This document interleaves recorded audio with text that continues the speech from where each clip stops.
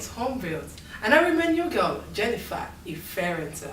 On the show today, we have a veteran actor who is about set to share with us the top 5 moments of his life so far.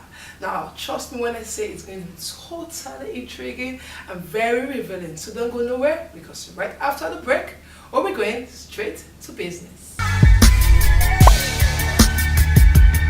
It's still your show, Moments Unveiled, and now we are going to be unveiling our guest as he sets to unveil to us the top 5 moments of his entire life so far. Our guest today is a veteran actor, like I said earlier, a man who we have watched on our screens for so many years. I used to be like this, like this.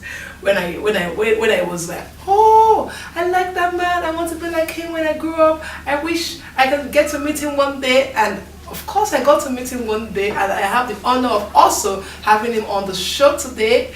And it's no other person than Patrick Doyle. Patrick Doyle. Thank you so much for coming on the show. My pleasure. And you know where I hope to? Yep. We want to dig in and dive into your moments to find out what are those moments you hold dear to you. And we are counting down to 5. We're having 5 of them. We started from number 5 all the way to number 1. Okay. So are you ready? Perfect. Tell me you're ready. I'm ready. So starting from number 5. Number 5 moment will be the first day I went to high school. I attended St. Finbar's College at Coca. Okay. So my first day in secondary school was a very memorable day for me. And if I recall, what made it extra special was that when I went to school, it was a day school, and my mother had made my white uniforms, white shorts and white shirts, and we had gotten the badge and everything, so I was in my uniform. But I was surprised to see that this was the only school in Lagos at the time that you could wear trousers, long trousers in Form 1. I was so excited when I saw it. So immediately after school that first day, because some of the kids who knew about it came to school in trousers in Form 1. So I got up and I told my mother, I have to make white trousers for me too.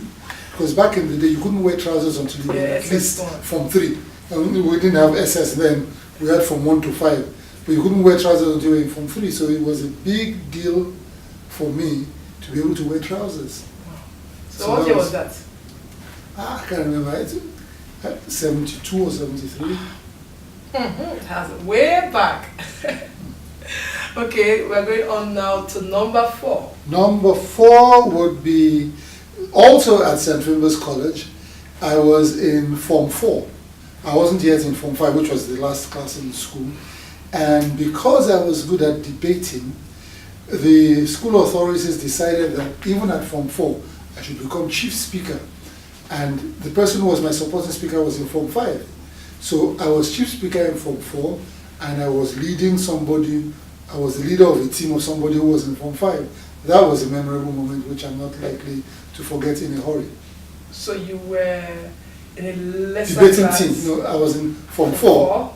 And I was chief speaker, and my supporting speaker was in Form 5. And he was a prefect too. Wow. So how did you feel going against, in a debate, your senior? I didn't go against him. It's a debating team. In debate, you guys, if you have 4 or against, so were you 4 or against? No, we're on the same team. Okay, you're on the same team. We're representing the school. Oh. So the school decided that a Form 4 student will be the captain of the debating team. Oh. Instead of a Form 5 student. Honor. It was a great honor. But I must commend my senior at the time, because he did not show a single sign of jealousy or being upset. He was a team player. He was a trooper all the way. Wow, that is very unusual. Okay. So our school was unusual. Our school was a good school.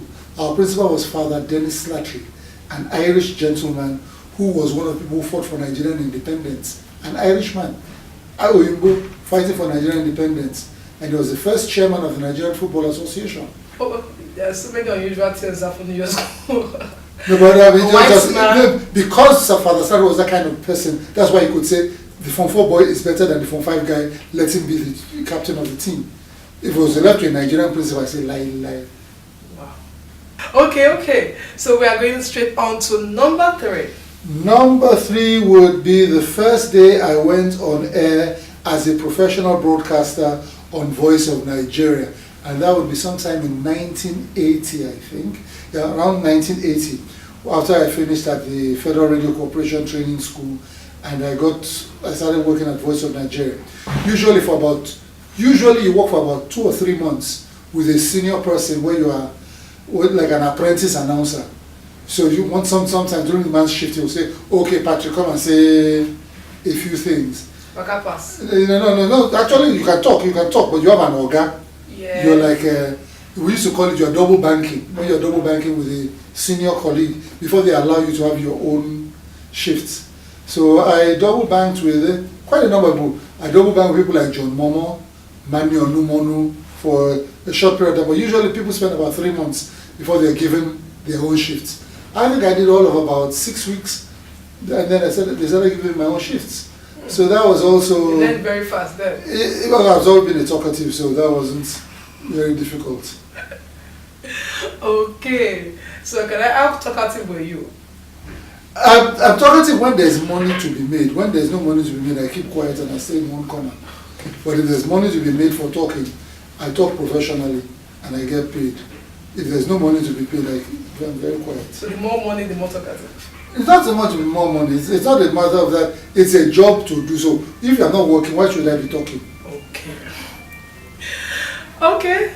We are going straight on now to number 2. Number 2 would be when I hosted the Nigerian Music Awards, I think in 1992 in Abuja.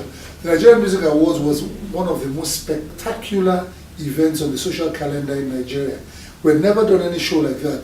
We took about 1,000 people to the Nikon Noga Hilton in Abuja back in 1992, and we had a great show over a 3-day period, and it was fantastic. And for the first time, the president at the time, the military president at the time, Ibrahim Babangida, attended the Nigerian Music Awards.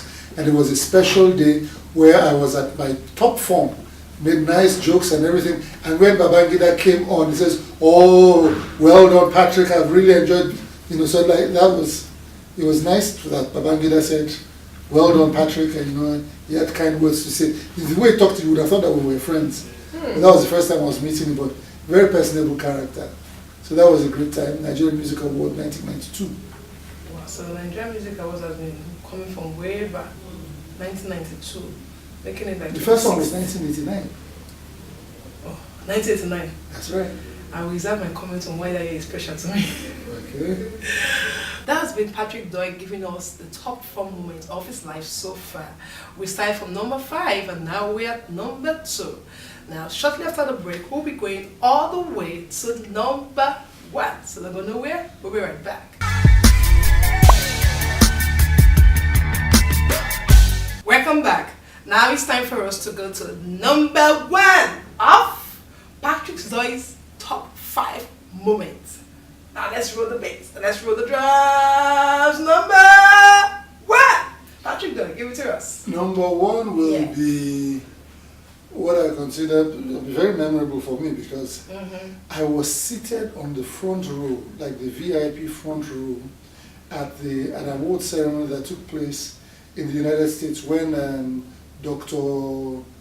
Akin Adesina, the former Minister of Agriculture in Nigeria, was being given the World Food Prize at the Iowa State House of Assembly. Big international event.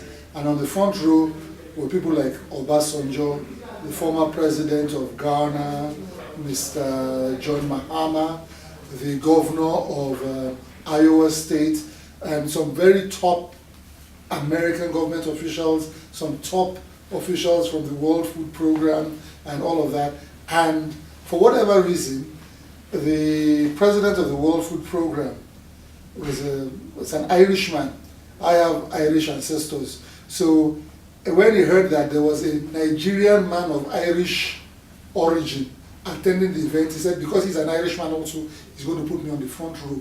And I was on the front row, people like Obasanjo, and that for me was a fantastic and memorable event that I'm not likely to forget in a hurry. The World Food Prize award ceremony in Iowa, where I was put on the VIP front row. Are you Irish, Russians? My names are Patrick Doyle. The 2 names are Irish names. So he assumed you're Irish or you're actually He didn't assume I'm Irish. Okay. I said I have Irish ancestry. Okay, that means in your Ancestral. It means my grandfather was Irish. Simple and period. Your grandfather was Irish. That's why my name is Patrick and Doyle.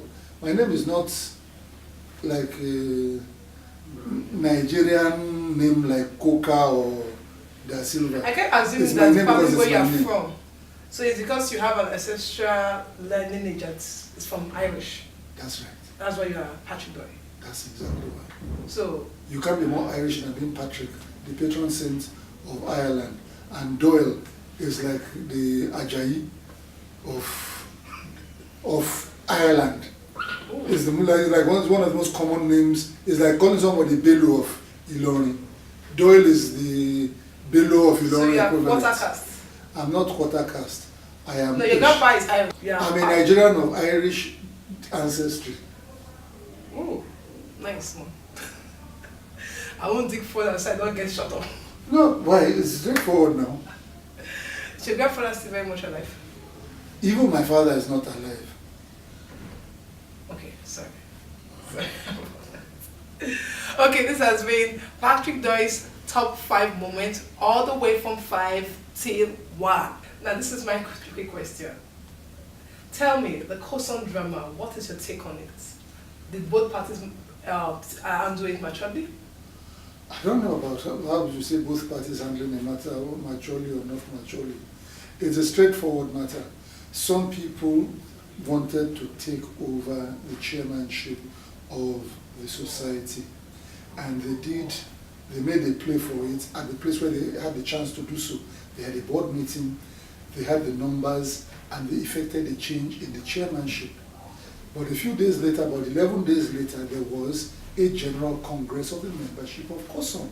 And the General Congress that has the power to overrule anything done by the board, overruled what they did, and immediately sacked the people who were involved in making that decision to remove Chitun Okoroji as chairman. So it's not a big deal. They tried themselves and they failed.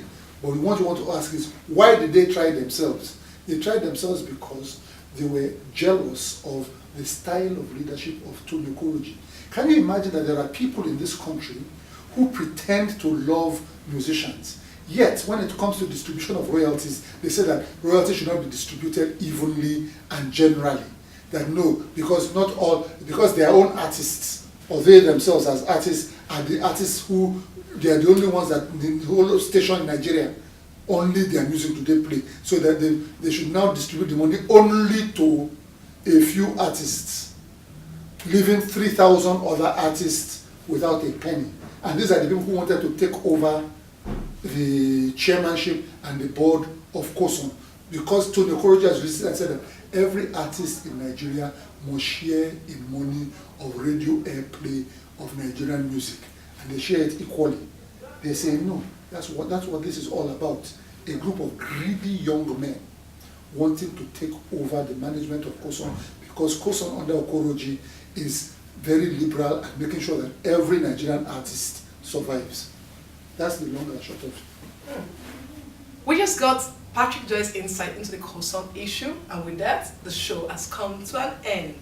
It's been a nice time with you guys out there, and thank you so much for watching. Without you, there is no me, there is no Momentum Unveiled, and we are glad you keep tuning in and watching the program. So we see you next time. Make sure you remain dope. Don't forget to follow us on our social media handles at dopetv.ng. Also log on to our website www.dopetv.ng. Or you can follow me on Instagram at Jennifer Iferenta. See ya!